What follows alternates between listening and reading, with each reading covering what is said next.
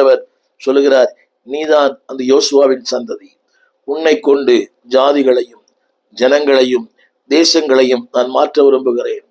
அதற்காக நான் நன்றி சொல்ல வேண்டும். இன்றைக்கு நம்முடைய தமிழகத்திலே பிறந்தவர்கள் உலகத்தின் பல தேசங்களிலே கர்த்தருடைய வார்த்தையை போதிக்கிறார்கள். உலகத்தின் பல தேசங்களிலே கர்த்தருக்காக அவர்கள் பரம்பி பலன் தருகிறார்கள்.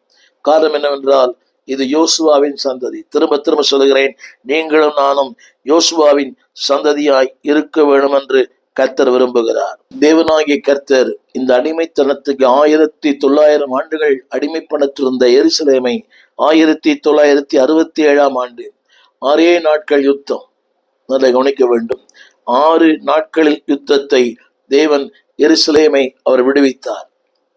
எருசலேமுக்கு ஒரு விடுதலை தந்தார்.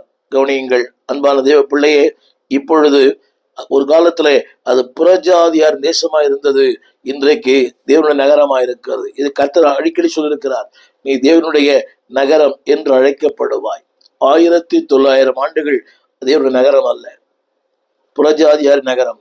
ஆனால் 1967 ஆண்டு அன்பானவர்களே தேவனுடைய நகரமாய் மாறிற்று. ஆனால் இன்னும் அவர் அறியாத மக்கள் ஏராளம், இன்னும் அவரை புரிந்து கொள்ளாத மக்கள் ஏராளம், இன்னும் அன்பானவர்களே தேவனோடு கிட்டிச் சேராத மக்கள் ஏராளம். இங்கே நான் சொல்ல வந்த வார்த்தை, அன்பானவர்களே, புறஜாதியரின் காலம் முடிந்து போயிற்று. இது கிறிஸ்துவின் காலம். நாம் விசுவாசிப்போம்.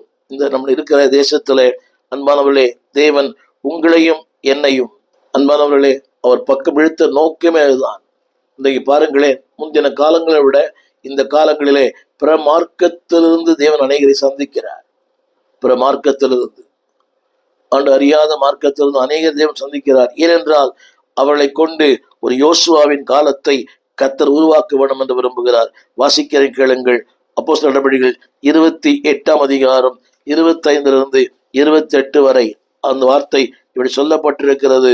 தேவன் பிற மார்க்கத்தாரை தேவன் சந்திக்கிறார். அந்த வசனம் சொல்லப்பட்டிருக்கிறது, அந்த யூத ஜனங்களுக்கு அவர்கள் காதார கேட்டும் உணராதிருப்பார்கள், கண்ணார கண்டும் பாராதிருப்பார்கள், கண்களினால் காணாமலும் காதுகளால் கேளாமலும் இருதயத்தினால் உணர்ந்து குணப்படாமலும் நான் அவரை ஆரோக்கியமாக்காமலும் இருக்கும்படி இந்த ஜனத்தின் இருதயம் கொழுந்து விட்டிருக்கிறது.